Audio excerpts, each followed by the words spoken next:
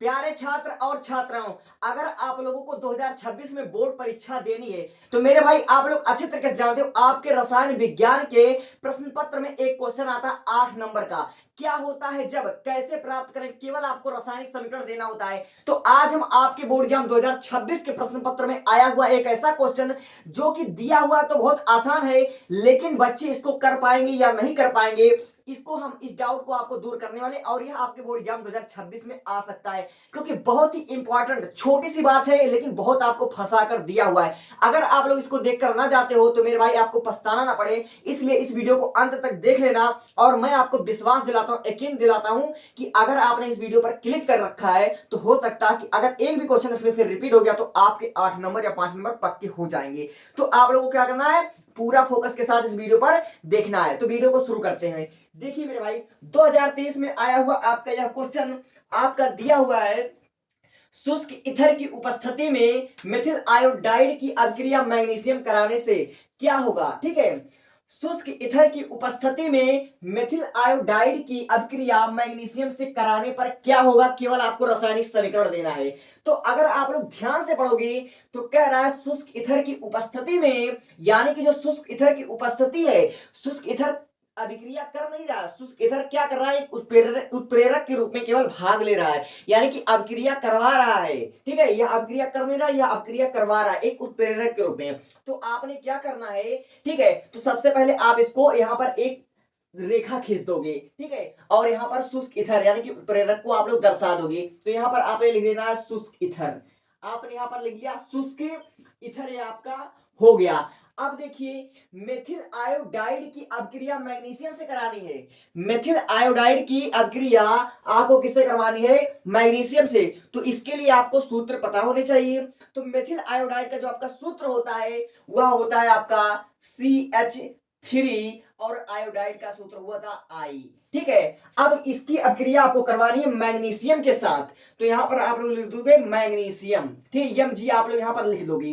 तो आप लोग ध्यान से देखो मेरे भाई, आपके दिमाग में बस एक मिनट में आपके दिमाग में सेव हो जाएगा। ठीक है, आपने यहां पर लिखा हुआ है इसके अनुसार, ठीक है, प्रश्न के अनुसार कि शुष्क ईथर की उपस्थिति में, यानी कि जो हमारा शुष्क ईथर है इसकी उपस्थिति में, और शुष्क ईथर हमारा क्या है, यह एक उत्प्रेरक है, इसकी उपस्थिति में मेथिल आयोडाइड यानी कि मेथिल आयोडाइड की अभिक्रिया आप लोग करवा रहे हो मैग्नीशियम से। तो हमको क्या प्राप्त होगा, केवल रासायनिक समीकरण देना है। तो आप लोग कैसे इस अभिक्रिया को लिखोगे, अगर आप लोग ध्यान से देखोगे तो मेरे भाई ये जो हमारा आयोडाइड है, जो हमारा आयोडीन है, इसको अगर आप लोग ध्यान से याद करोगे तो आपको पता चलेगा कि हमारा हैलोजन है। ठीक है, ये क्या हमारा हैलोजन है, और हैलोजन में हमारा क्या होता है, क्लोरीन होता है, ठीक है, फ्लोरीन होता है, और हमारा क्या होता है, आयोडीन होता है, और ब्रोमीन होता है। ठीक है, अगर आप लोग ध्यान से देखोगे, अगर मेमोराइज करोगे तो आपका जो आई है मेरे भाई वो हमारा हैलोजन ग्रुप का है। ठीक है, हैलोजन ग्रुप का है।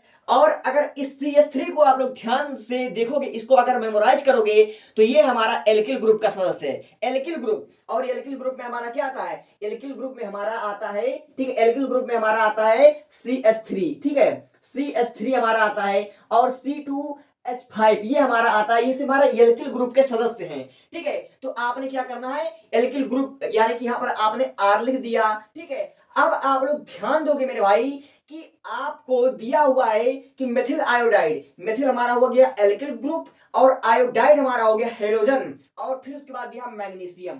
ठीक है, यहां पर आपको दिया मैग्नीशियम। अब आप लोग इसको अगर ध्यान से आप लोग देखोगे मेरे भाई तो ये हमारा बन रहा है ग्रिग्नाट अभिकर्मक। क्या बन रहा है, ग्रिग्नाट अभिकर्मक बन रहा है। तो इसके अनुसार हो गया रिएक्शन, बस हमारा इतनी सी चीज है, बस इसको हम उठाकर रख देंगे। ठीक है, आप लोग क्या करोगे, इसी को उठाकर रख दोगे। तो यहां पर आपको कैसे करवाना है, यहां पर आप लोग एक व्यवस्थित क्रम से रख दोगे तो हमारा जो बनेगा CH3Mg आयोडाइड बन जाएगा। ठीक है, तो यहां पर आप लोग इसका अभिक्रिया कैसे लिख सकते हो, CH3Mg आयोडाइड। ठीक है, ये हमारा सिंपली बन गया। अगर आप लोग इसका नाम लिखना चाहो तो मेरे भाई आप लोग सिंपली लिख दोगे यहां पर ग्रिग्नाट अभिकर्मक, और यह आपका हो गया, संपूर्ण हो गया। बस आपने बोर्ड एग्जाम में इतना ही करना है। ठीक है, आपको क्या करना है बोर्ड एग्जाम में, बस इतनी सी चीजें करना है, आपको 5 नंबर मिल जाएगी, और ये हमारा हो जाएगा ग्रिग्नाट अभिकर्मक। तो यहां पर आप लोग लिख दो ग्रिग्नाट अभिकर्मक। ठीक है, यहां पर आपने लिख देना है ग्रिग्नाट अभिकर्मक। ठीक है, आपने बस इतना ही कर देना है और आपका 5 नंबर हो जाएगा तैयार। तो आपको समझ में आया या नहीं समझ में आया? ये जो हमारा CH3 है ये हमारा एल्किल ग्रुप का सदस्य है, और हमारा जो आयोडीन है ये हमारा हाइड्रोजन है, और Mg तो हमारा है ही। ठीक है, इन तीनों का जब आप लोग आपस में अभिक्रिया करवाओगे शुष्क ईथर की उपस्थिति में, शुष्क ईथर क्या है? ये हमारा उत्प्रेरक है, तो हमारा हमको प्राप्त होगा CH3Mg आयोडाइड। ठीक है, ये हमारा हो जाएगा ग्रिग्नार्ड अभिकर्मक। ठीक है, बस इतनी छोटी सी बात थी। अब देखते हैं अगला। अगला हमारा कह रहा है एथिल एल्कोहल पर लाल फास्फेट यूं ब्रोमीन की क्रिया कराने पर हमें क्या प्राप्त होगा? केवल समीकरण देना है। ठीक है, एथिल एल्कोहल पर लाल फास्फेट एवं ब्रोमीन की हमको क्रिया करवाना है। तो सबसे पहले आपको सूत्र पता होने चाहिए। ठीक है, तो हमारा एथिल एल्कोहल का सूत्र क्या होता है? Ethyl ethyl ethyl ethane, ethane का मतलब होता है 2 कार्बन। तो यहां पर आप लोग लिखोगे एथिल एल्कोहल C2H5OH, ये आपका हो गया एथिल एल्कोहल। अब इसकी अभिक्रिया हमको करवानी है लाल फास्फेट से, तो फास्फेट का सूत्र आपका होता है P। ठीक है, ये हमारा हो गया फास्फेट, और फास्फेट लाल हो चाहे पीला से नहीं मतलब है, लेकिन फास्फेट हमारा हो गया। और यूं इसका ब्रोमीन के साथ भी करवाना है, तो यहां पर आप लोग लिख दोगे ब्रोमीन। ठीक है, इसका जब आप लोग क्रिया कराओगे तो आपको क्या प्राप्त होगा?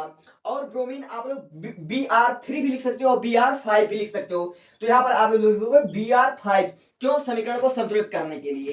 ठीक है, और यहां पर कोई उत्प्रेरक नहीं दिया हुआ है, तो इसलिए आप इसको यहां पर कुछ नहीं लिखोगे। अगर उत्प्रेरक दिया होता तो आप लोग यहां पर बढ़ाकर लिख सकते थे, जैसे शुष्क ईथर दिया होता या सल्फ्यूरिक अम्ल कुछ भी अगर दिया होता उत्प्रेरक, तो आप लोग यहां पर लिख सकते थे। ठीक है, अब इसका आप लोग कैसे कराओगे? तो इसका आप लोग कराने के लिए एक ट्रिक का इस्तेमाल करोगे, और वह ट्रिक क्या है? देखो, जब भी कभी इसका पूरा नाम जान लो। सबसे पहले C2H5OH, ये हमारा हो गया एथिल एल्कोहल, और लाल फास्फेट इसका हमारा पूरा हो गया कि ब्रोमीन पेंटाइड। ठीक है, पेंटाब्रोमीन, इसका पूरा नाम होगा पेंटाब्रोमीन। और जब भी कभी आपको PBr5, PCl5 इस तरह का अगर आपको कोई एलिमेंट दिख जाए, तो आप इसका एक ट्रिक के साथ आप लोग रिएक्शन कराओगे। वह ट्रिक क्या है? ध्यान से देखना मेरे भाई।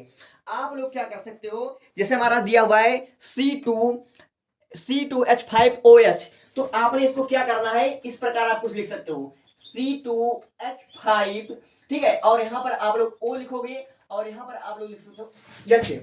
ठीक है, और इस PBr5 को आपने क्या करना है? सबसे पहले आप यहां पर लिखो P, और यहां पर लिखो Br। ठीक है, और यहां पर भी लिख दो Br, और फिर उसके बाद 3 अभी Br बच रहा है उसको लिख दो यहां पर नीचे, तो हो जाएगा PBr3। तो आपको ऐसे क्रॉस कर देना है, इधर क्रॉस कर देना है। इसको बोलते हैं मेरे भाई क्रॉस ट्रिक। ठीक है, इसको क्या बोलते हैं? Cross trick. और जो आपका बन रहा है उसी को आपके नहीं उठाकर यहाँ पर रख देना है। ठीक है, तो इधर आपका बन रहा है C2H5Br, तो यहाँ पर आपने लिख दिया C2H5, ठीक है, और Br आपने यहाँ पर लिख दिया, और फिर उसके बाद आपका जो इधर बच रहा है POBr। ठीक है, यहाँ पर आपका बच रहा है POBr, और फिर उसके बाद आपका इधर जो बच रहा है HBr आपने यहाँ पर लिख देना है। ठीक है, HBr आपने यहाँ पर लिख देना है, और यह आपका आसानी से, बहुत ही आसानी के साथ आपका बन गया। ठीक है, यहाँ पर आपका 3 यहाँ पर दिया PBr3। तो इस प्रकार हम आपको एक ट्रिक के माध्यम से हमने समझा दिया, और यह आपके बोर्ड एग्जाम की दृष्टि से बहुत ही मोस्ट इंपॉर्टेंट हमको लगा, इसलिए हमने इसको समझा दिया है। ठीक है, तो take a screenshot, and I hope कि आपको समझ में आया होगा।